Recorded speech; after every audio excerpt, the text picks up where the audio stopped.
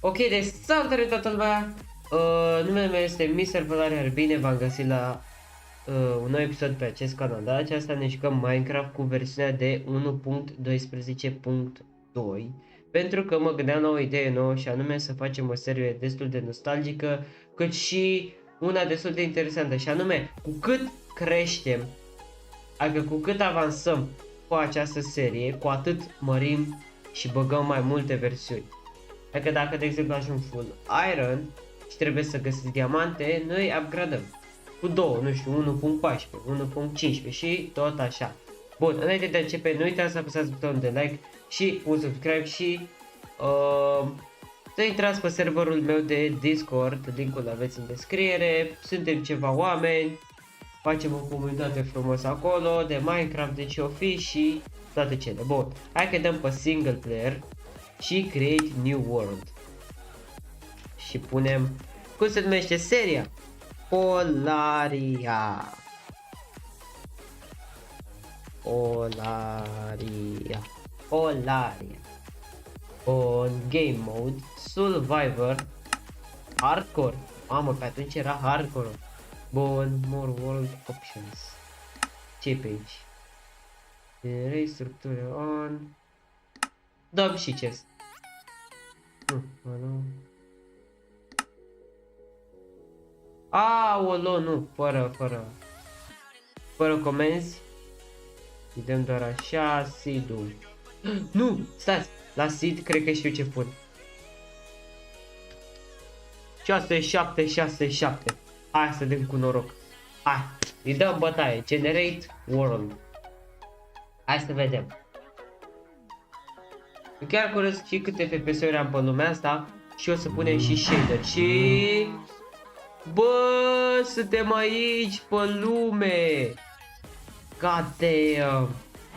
Bun, stați așa că să dăm la...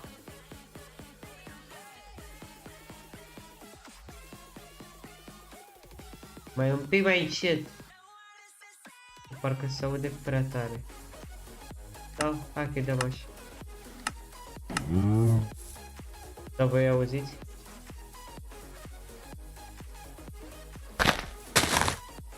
Ok, eu sper că mă auziți pe mine.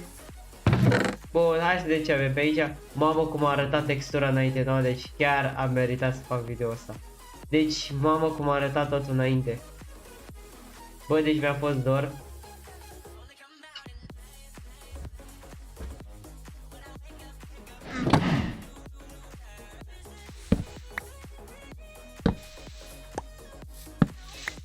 Wow. Da, e insane. O, dar ce DPI am.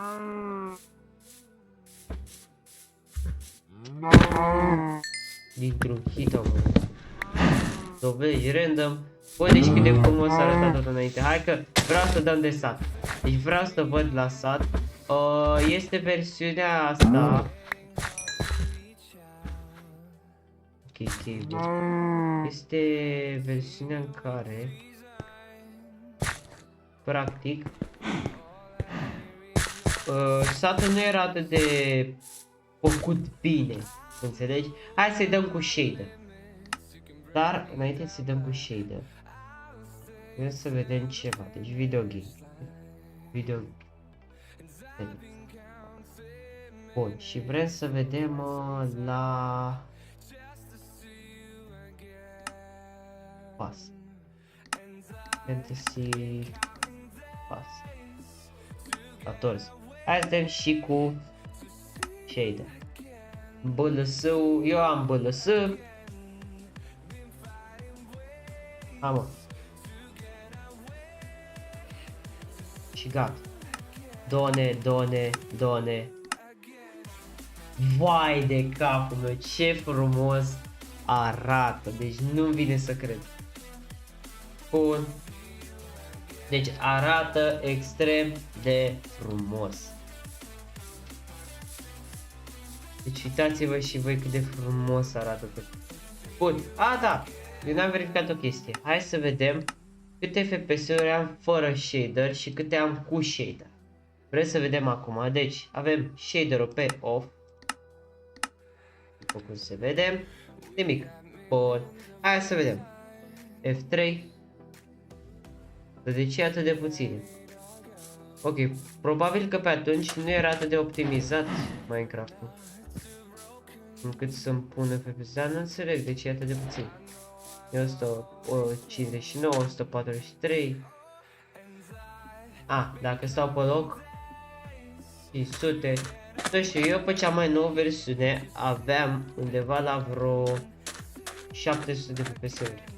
Hai să vedem cu shader câte avem. Și după îi dăm drumul la joc numai să la prăvări. La vorbării. Prăvălăgeală, așa. Hai să vedem câte am acum. Bă, tot la fel. Deci avem cam tot la fel. E mare diferență. Ok, bun. Și acum ce facem? Ideea este că chiar arată bine.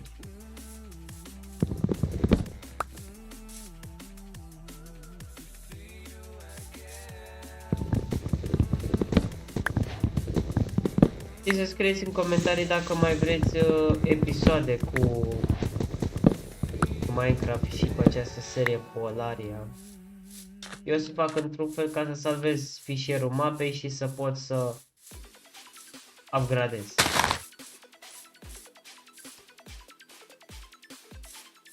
Deci arată extraordinar. Deci, dacă gândiți Minecraft-ul să te joci cu bâsele, atunci era insane, trebuia să ai chiar laptop sau calculator foarte bun. Eu am laptop, ce să credeți?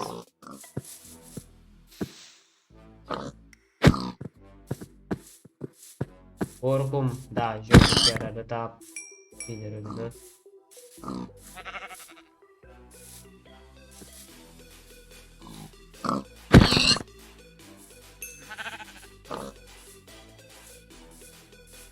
Bun, și acum haideți să găsim sat. Să găsim sat. Vedem sat. Pe acest episod avem ca task principal sat.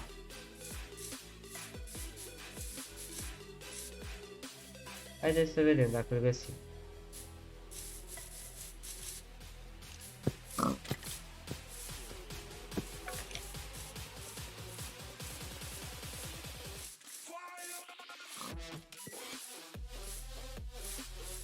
Trebuie să... Cred că s-ar putea să-l găsim fiindcă avem câmpia asta liberă.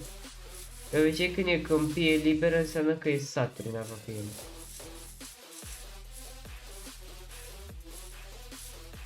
Oricum aici să-ți faci casă chiar e foarte frumos. Cred că pe aici o să stăm. O să vedem pe unde e sat.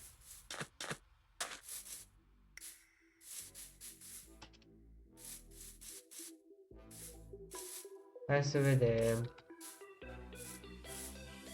Wow, câta câmpia.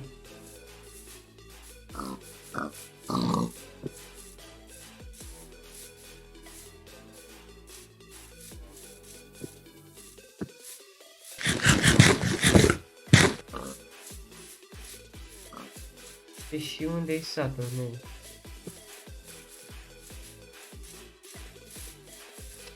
Bă, unde e satul? Ok, frumos. Mama, aici să-ți faci. Frumos nisip. Mamă, frumos aici.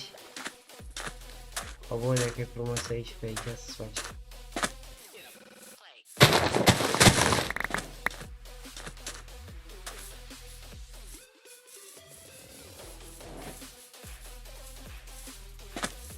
Da, nu știu pe unde e sat.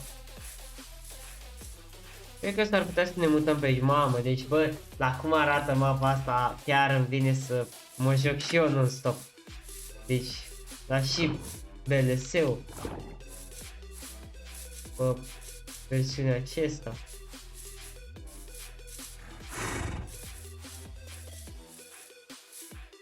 Vezi pădurea. Posibil încolo să fie, oare?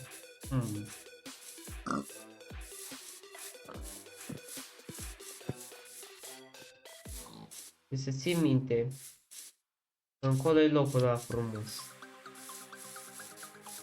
Aici ar trebui să fie, că pe aici m-am cam spawnat eu, mi se pare. Încolo.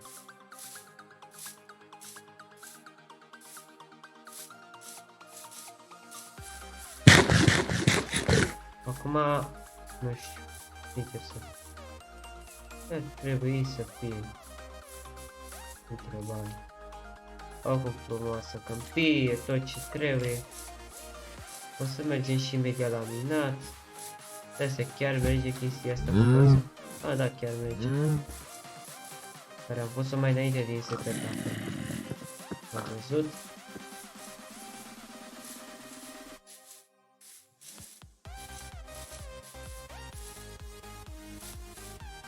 Da, nu știu, n-am găsit niciun sat. Și locul ăsta e frumos. E frumușel, dar da, nu se compară cu ăla altul. Și pe aici aproape nu e. Nu e nimic.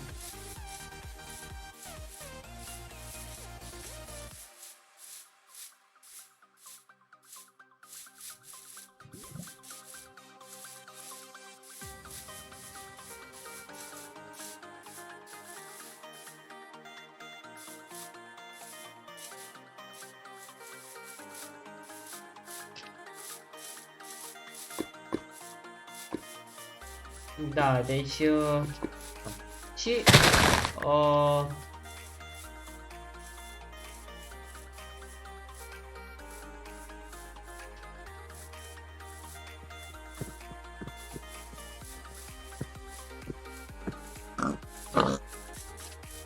chiar că este să fac și o poză de thumbnail. Nimic în mână. Dacă vrei cum să mă pun. Și...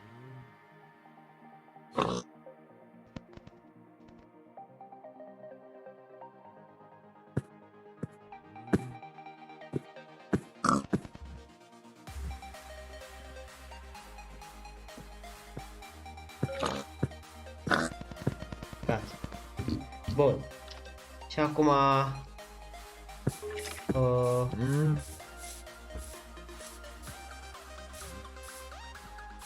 frumos. Chiar că mai trebuie o lună și fac fac.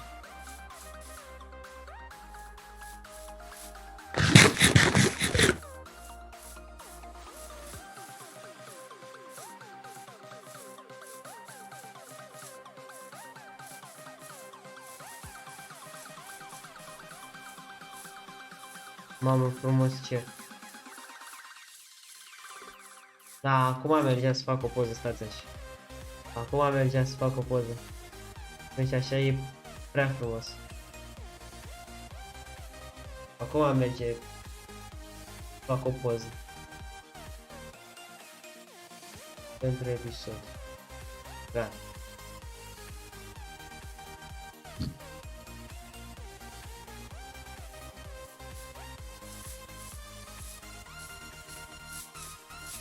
Bun. Acum cred că... Mamă, câte animale! Wow! Ok, cred că asta e, nu? Da. Băi, ce păcat că nu e sat pe aici. Vreau să dai și cealaltă parte a nisipului.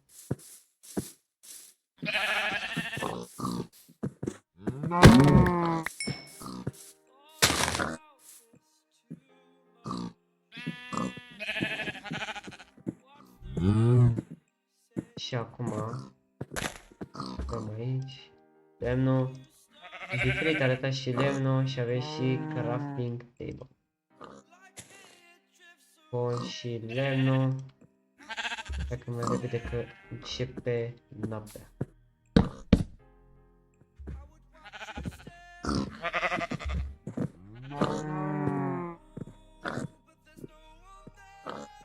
Ok, înainte patul era invers.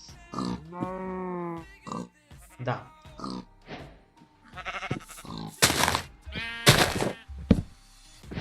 Da.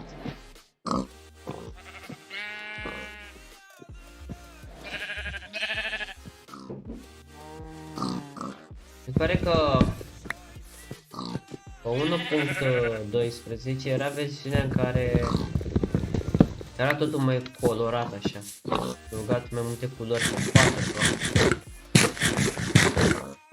De lână special.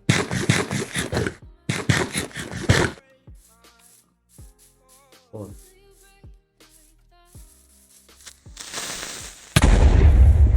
Ok. Ne bubuie pe aici.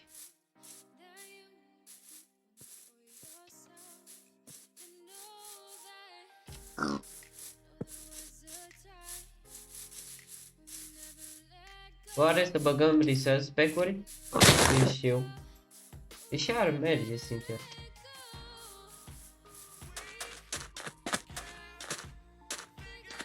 Hai să vedem unde șerce pe aici. Poate chiar aici găsim un...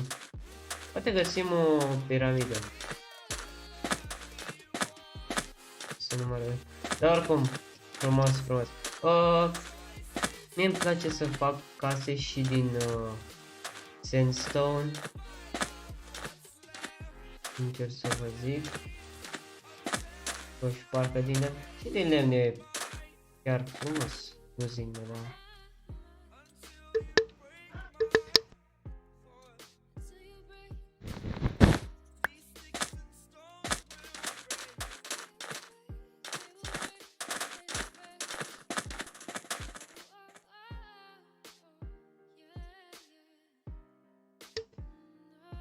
Bun, și am luat niște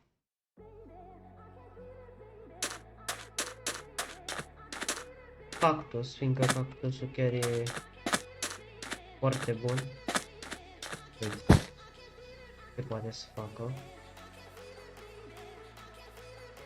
Da, este ca un coș de gunoi. Deci atunci n-am înțeles chestia asta cu cactusul, de ce el practic e așa ca un coș de gunoi.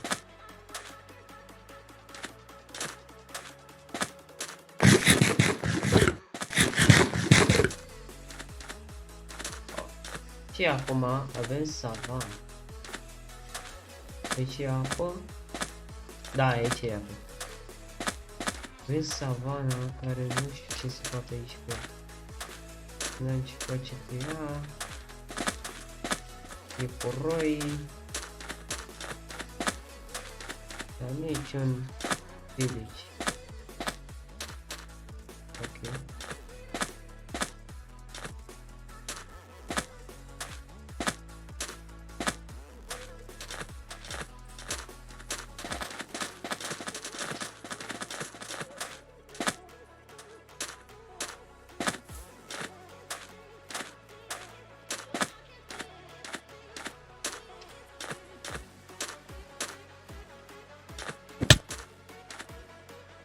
Mamă, cât de mare ești deșertul, bă, băiat.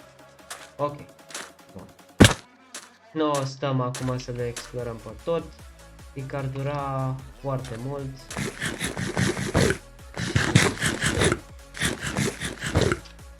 Dați așa 2 secundele.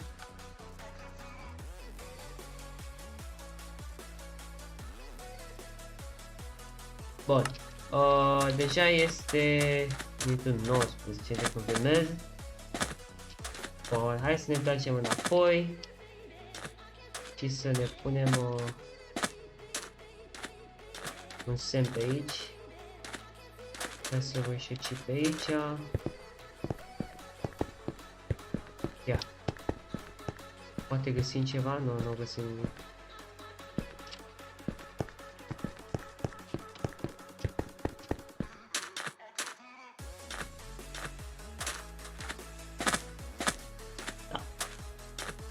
Hai că ne punem aici o torță la copacul ăsta frumos. Da, bun. Deci, cam acesta este episodul. Sper că v-a plăcut. Deci nu uitați să apăsați butonul de like și un subscribe, să apăsați pe acel clopoțel pentru mai multe notificări, serverul de Discord în descriere, deci pa!